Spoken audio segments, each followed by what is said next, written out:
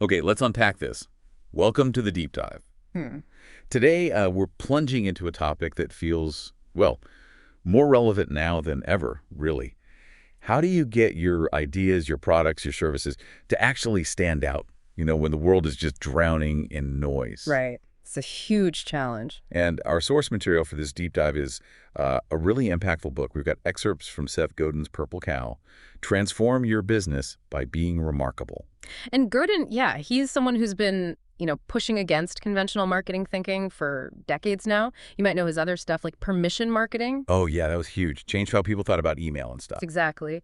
And unleashing the idea virus about how ideas spread. Purple Cow kind of feels like the essential next step in that thinking. It's like a direct response to how much the marketplace has completely changed. Absolutely. So the core idea he lays out is, well, it's simple, but also kind of earth-shattering. The old way of doing marketing, the one most companies grew up with, relying on massive ad campaigns to push safe, pretty ordinary products, it's just over. It's dead. Yeah. And the new rule, the thing you absolutely have to do now, you have to be remarkable.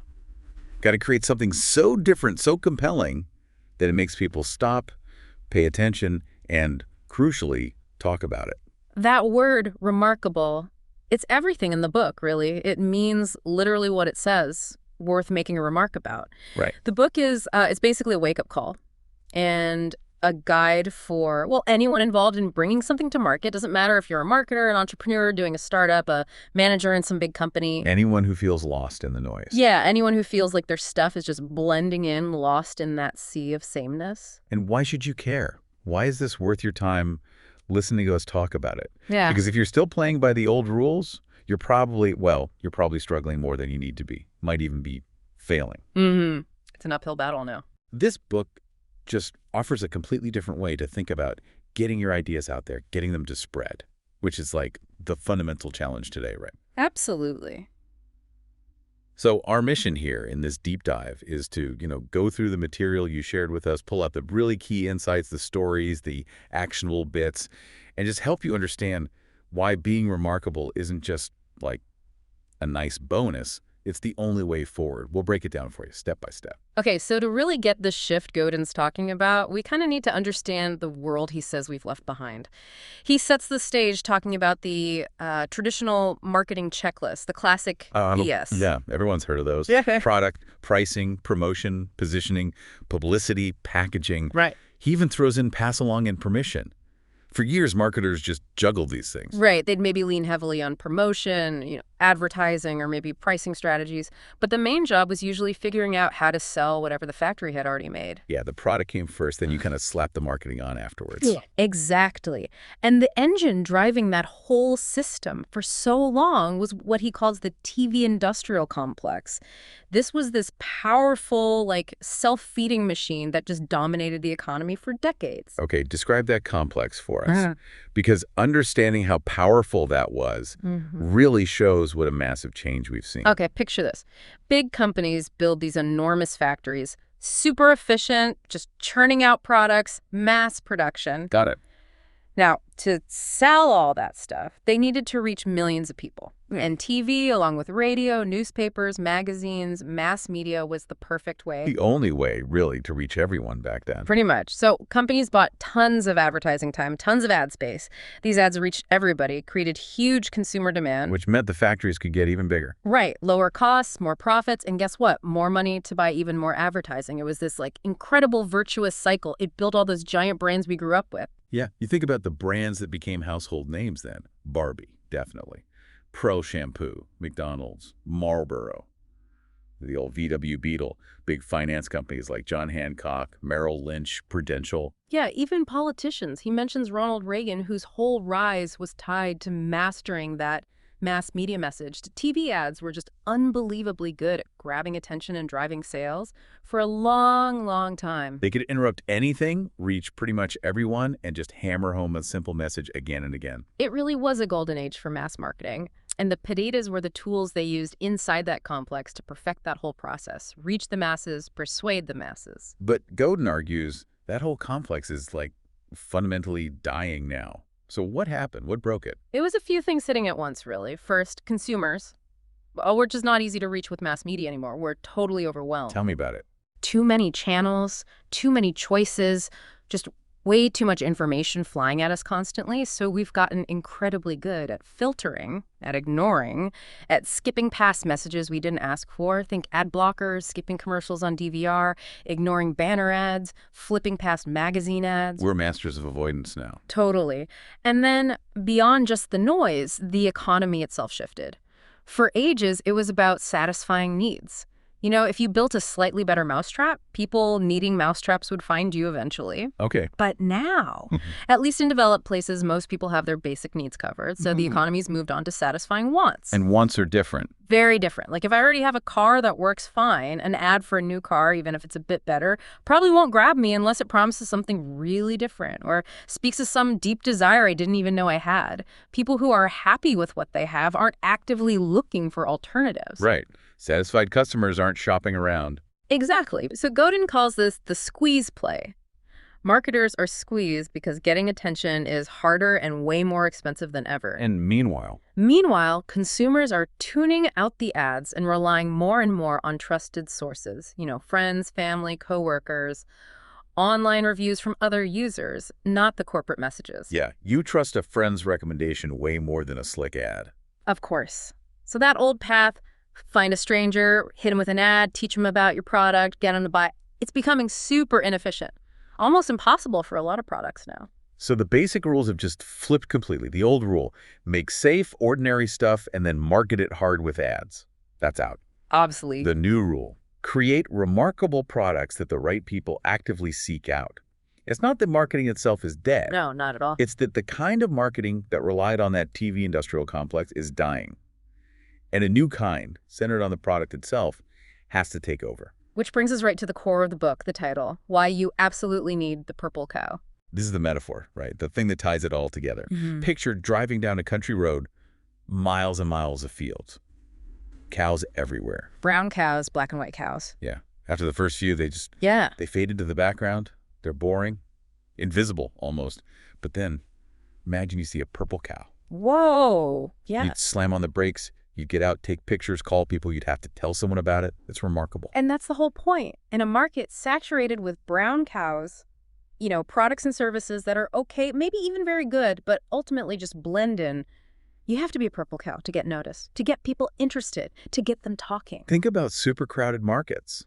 Frozen pizza, say. Yeah. Godin tells the Tombstone Pizza story.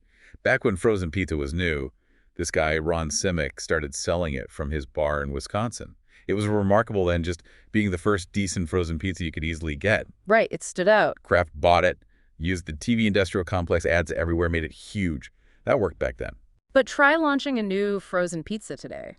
Forget about it. The freezer aisle is packed solid. Or pain relievers. Tylenol, Advil, Alev, generic store brands, endless options. Yeah. So if you invented a slightly better pain reliever, how on earth do you tell people advertising's tough because the market's jammed, people are mostly fine with their usual pill? And they ignore drug ads unless it's something they need right now. Exactly. Busy. Ignore the noise. Yoga books, another great example he uses. 20 years back, maybe a few options existed. If you wanted to learn yoga, you picked one. Easy choice. Now, hundreds of yoga books. No one can review them all. Stores can't stock them all. And again, if someone already has a yoga book they like, they're not out there searching for a new one. It's this sad truth Godin keeps hitting. For almost anything you sell today, most people just can't or won't buy it. Maybe they don't have the money for your price, or they don't have time to figure out your complicated B2B thing. Or they just plain don't want it or need it, no matter how good you think it is. Right. And even in that tiny group who could buy and might want it, most of them still won't even hear about you. Too much information overload. Too much competition. Yeah, the old ways of getting attention just don't cut through. The world fundamentally shifted. Consumers went from having lots of time and few choices to having very little time and way too many choices. And the economy went from needs to wants, driven by TV ads at first. Oh, yeah. But now we're busy, and we just ignore those old signals. A satisfied customer with a very good product, they're not going to waste their social capital telling friends about something that's just fine. Okay, so this leads us to understanding how ideas do manage to spread now in this new after-advertising world. Godin draws a really strong contrast with what came before. Right, the before, during, and after. So Before advertising, think small towns, villages. Mm-hmm. Word of mouth was king, but it was slow. Glacial, yeah. The person with the best vegetables slowly got a reputation because neighbors talked. It was organic, trust-based, but took forever by our standards. Then came during advertising. The mass media age, especially TV. That was like a magic formula for fast, massive growth. You could suddenly reach almost everyone, everywhere, almost instantly. Totally changed the game. Bypassed that slow word-of-mouth thing. Yeah, generated huge awareness and trust just through repetition and reach. Scaled businesses like never before. And now, after advertising, we're kind of back to word of mouth. But word of mouth, supercharged by networks. Ideas, recommendations, they spread not just one-on-one, but through social media, online groups, reviews, texts, emails. At rocket speed, he says.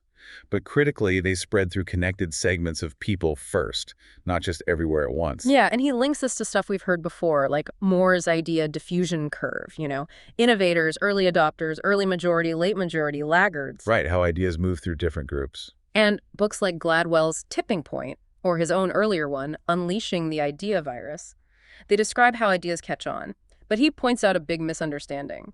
A lot of companies saw these ideas as like fads or just niche tactics. Instead of seeing them as how things actually work now. Exactly. They kept trying to use their old during advertising tools for an after advertising reality. And the old target market reinforces that, right?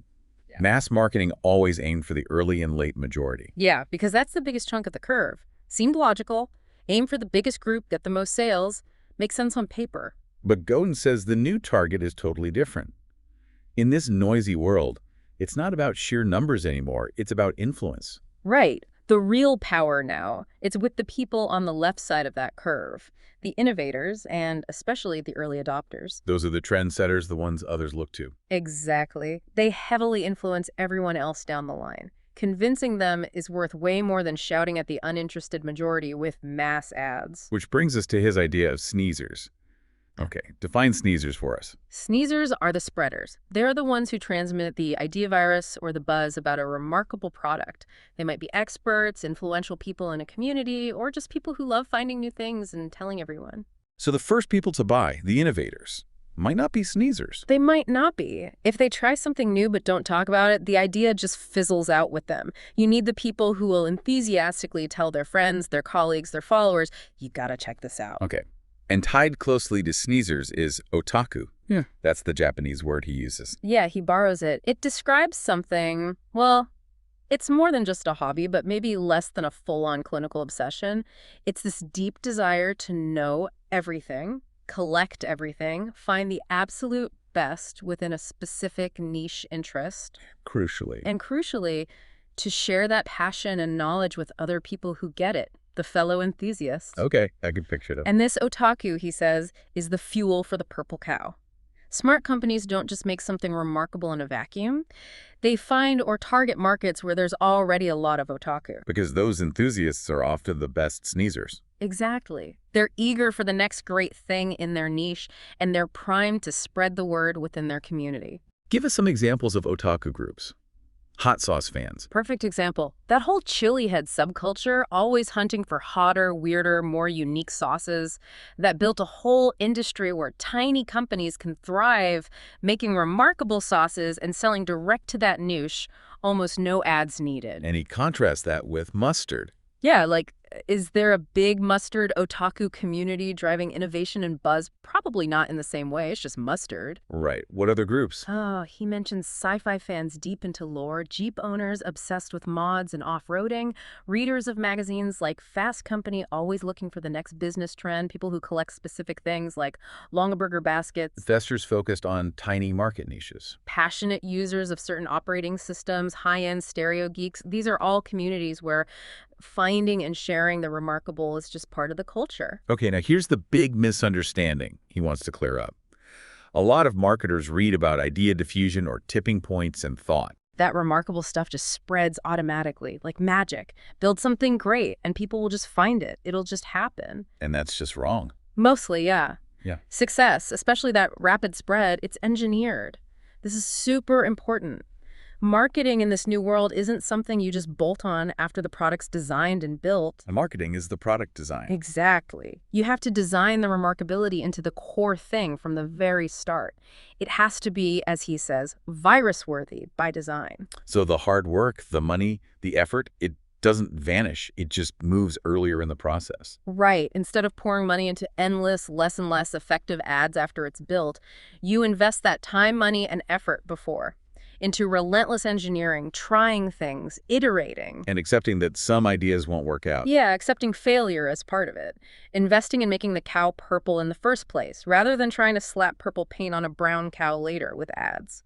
It's not necessarily cheaper, might take longer up front, needs you to be okay with risk, but Godin argues it's the only real path to growth now. Okay, so if that's the goal, make something so remarkable it spreads, how do you actually do it? He gives steps, right, woven through the examples. Yeah, a kind of approach. Step 1, be remarkable. This is it. The absolute core, and not just good, he says provocatively. Very good is bad. Okay, unpack that. Why is very good bad? Because in a super crowded market, just being very good doesn't cut through. Very good is expected. It meets the standard, but it doesn't make you gasp. It doesn't make you say, whoa, you have to see this. Very good is boring. It blends in. Exactly. It doesn't spark conversations. Remarkable means truly worth remarking about. And remarkability isn't just about some crazy new feature, right? Where else can you find it? Oh, anywhere. It could be your pricing. Maybe you're incredibly cheap or maybe incredibly expensive. Could be your packaging, something unique people remember. How you handle customer service. Definitely. Your return policy, your distribution method, even just how you answer the phone. The key is finding something, some attribute or mix, that makes you stand out from all the other brown cows. He contrasts this with safe, boring examples. Like Ray's Pizza in New York. It's fine, makes a living, but nobody's raving about it. We're complaining, really. Just pizza. Or Buick cars. Safe, functional, nobody hates them, but not setting the world on fire. Drugstore.com sells normal stuff. Nothing wrong, but nothing remarkable. No cow, no buzz pulling new people in. And this pull towards boring often comes from a huge barrier. The fear of criticism. Yeah. Companies, people, they get so scared of offending someone or being criticized or failing where everyone can see that they just sand off all the interesting edges. End up with bland committee-approved stuff, like the KPMG ad example he gives, watered down until it was totally forgettable. Right, and that fear guarantees you won't get noticed. Godin's reframe is crucial. You are not your project. If people criticize the product, it's not a personal attack. In fact, people whose projects are never criticized, they're probably not pushing hard enough. So the antidote is embrace the edges. Exactly. Remarkable stuff is often polarizing. It might annoy, offend, not appeal, be too expensive, too cheap, too heavy, too complicated, too simple, too something for a lot of people. But that's the point. That's the point. Because it's too something, for some, it's just perfect for others. You're deliberately not making it for everyone. Which leads to thinking small. Yeah. Yeah. Instead of trying to water it down for the huge, saturated middle market, target the smallest conceivable market. Make something perfectly, remarkably right for that tiny group. If they love it, if they talk about it, then maybe it spreads out. Start by overwhelming a niche, not diluting for the masses. Look at companies that lead. Four Seasons and Motel 6, total opposites, but both successful because they own an edge. Walmart and Neiman Marcus, Nokia back in the day, Nintendo.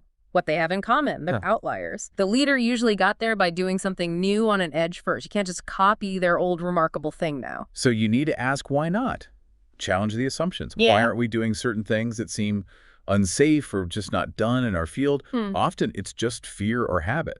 Right. And he talks about cheating companies that won by changing the rules, giving themselves an unfair advantage. Like JetBlue using cheaper airports for a lower cost base. Or Starbucks basically inventing the whole coffee bar third place experience. Vanguard slashing mutual fund costs. Amazon changing the game on shipping and selection. Google learning from early portal mistakes. Wendy's building customization into fast food. Ducati focusing only on high-performance bikes, HBO betting big on original premium shows. They didn't just improve. They shifted the whole landscape, made themselves remarkable by changing the game. Okay, so step 2 flows right from that. Target the right people, specifically those sneezers and that niche audience you found. Godin's pretty direct here. Mass advertising is useless unless it's aimed at the people who will actually spread your idea. Right. Advertising to everyone is like, A hurricane, he says. Yeah. Powerful, but totally unfocused. Wasteful if you're trying to start a word-of-mouth fire. Exactly. You just can't make a breakthrough product for everybody anymore. Those markets are full of sleepy brown cows. They're saturated. People there are either happy or just not listening to marketing. So you have to target a niche first. Hmm. Keeps it small enough for your remarkable thing to actually get seen. And the sneezers in that niche are usually concentrated and looking for new stuff. Yeah, early adopters in a niche are way more receptive than the late majority in the mass market. He gives great examples of this niche targeting working. Chip Conley in the Phoenix Hotel. Yeah, took over a rundown motel in a rough SF neighborhood, didn't try to get regular tourists. He specifically targeted rock stars, musicians, cool, artsy people. Made it a remarkable rock and roll motel. And it worked because it appealed intensely to that small, influential group. Or the Zespri Golden Kiwi example. Right. Instead of national TV ads, they targeted upscale Latino foodies in California, an underserved niche he identifies as having otaku for fruit. Used in-store tasting, not ads. The remarkable product, golden color, taste, plus the right niche targeting sparked word-of-mouth growth. Tracy the publicist, focusing only on plastic surgeons. Exactly. Became the world's best publicist for that narrow niche. The obvious, remarkable choice for them. And those stores like Just Bulbs or Just Shades. Perfect examples. Obsessively focus on one tiny thing, become the remarkable authority.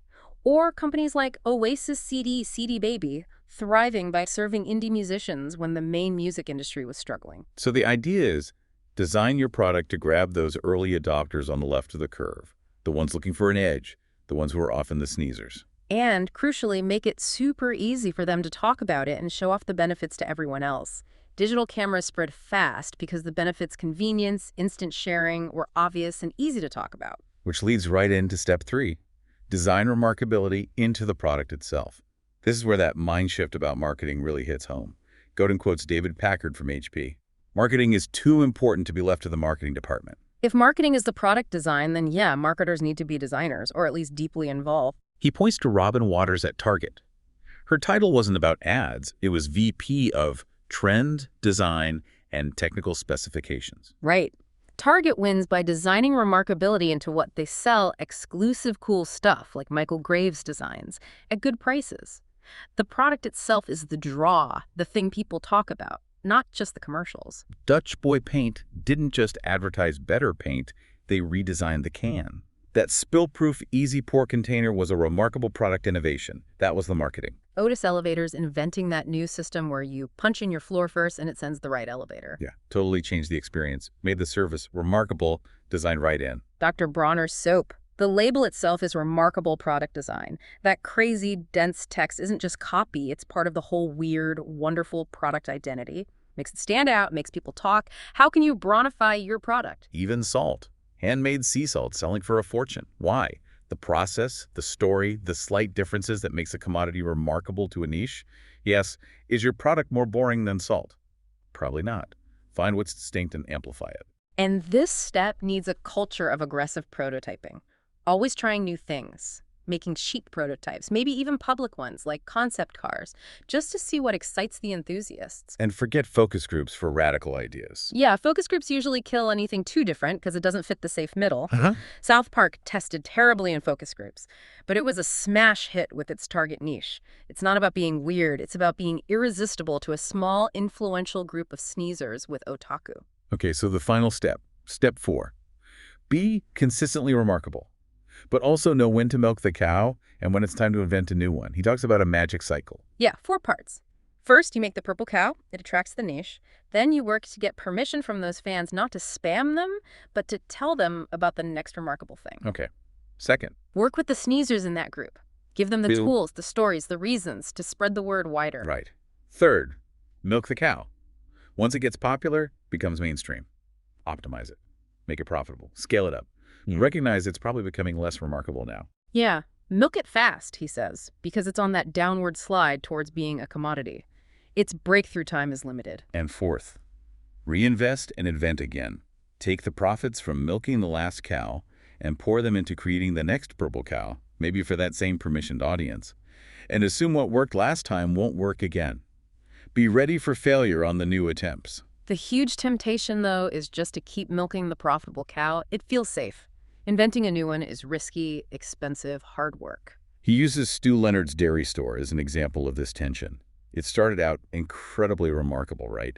Petting zoo, customer service rules carved in stone, unique products, singing robots. Totally. It was an idea virus, a destination people had to visit and talk about. And it got huge, multiple stores, very successful. But then Godin says they started milking the cow. Focused on mass appeal, service became just okay, products less unique. Yeah, optimized for the growing suburbs, not for delighting the enthusiasts who made them famous in the first place. So the result is, yeah, it's still popular, still makes money short term, but it's become boring for the original Smeezers. And that strategy probably wouldn't work trying to launch in a new market today without a fresh cow. But the upside of being the cow initially is huge. Big profits, market power, prestige, satisfaction, huge potential for growth. Even if something eventually becomes ordinary, like maybe Starbucks coffee shops now. Yeah, they're everywhere, not really remarkable anymore. That initial remarkability allowed them to get massive first. Now they need a new cow to keep growing like that. Like Pearl Jam, releasing all those live albums directly to fans instead of chasing radio hits, milking the existing cow, their fan base, in a remarkable way for that group. Exactly. He asks, do you have your biggest fans' email addresses? What super special thing could you make just for them? And he warns against compromised marketing. Doing something watered down because of budget cuts or trying to please everyone is often worse than doing nothing. Right. Doing nothing, at least, doesn't dilute the remarkable thing you already have, like Ben & Jerry's waiting for a truly cool new flavor, or Macintosh only releasing amps when they're a real step up. He keeps hammering. Safe is risky. Trying to play it safe in this noisy world is the actual risky move. All the benefits follow the purple cow. And if your company culture resists making remarkable stuff, outsource it. Find a small shop or separate team to prototype the wild idea. If it works, maybe the main company will adopt it. What about being cheap? Can that be remarkable? It can be, but it's often easily copied. The times it's truly remarkable is when it's a huge leap in value, because you change the whole model: IKEA flat pack, JetBlue Southwest low fares. And it's not just low end. Motel 6 was remarkable for cheap and clean, Walmart for cheap and stocked. Even Wall Street gets it sometimes. Successful IPOs often follow a proven purple cow. Yeah. And that fun idea, the parody paradox. If you're unique enough to be parodied, Jay Peterman, Martha Stewart, those SNL cheeseburger guys, it means you're remarkable. You've struck a chord. Fearing parody leads to boring, he asks. How could you change your product so it could be parodied? Doesn't mean you have to be outrageous just for shock value, though. No, that can just be annoying. It needs a purpose, needs to be built into the product or experience.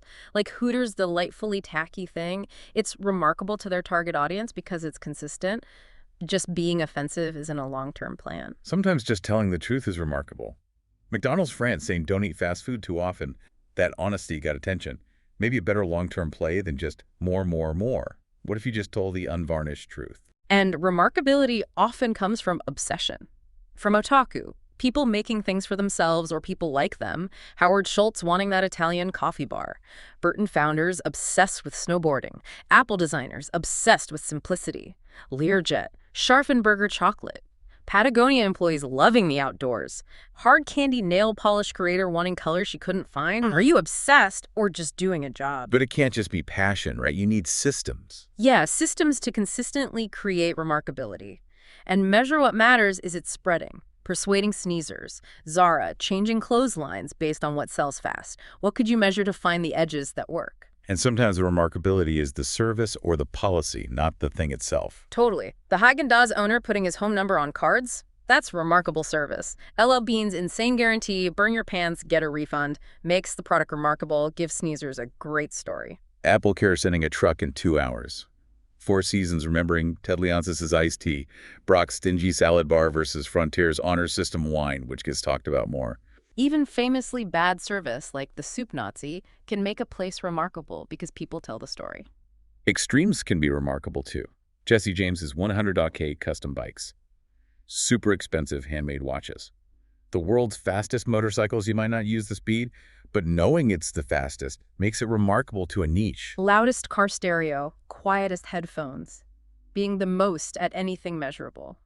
Even dangerous extremes appeal to some niches. Unfiltered cigarettes, high-proof alcohol, kiteboarding's danger factor. Constraints or difficulty can even be remarkable, like the Bloomberg terminal being hard to learn creates loyalty. Linux being tricky built a devoted core. The flaws became part of the remarkability for that group.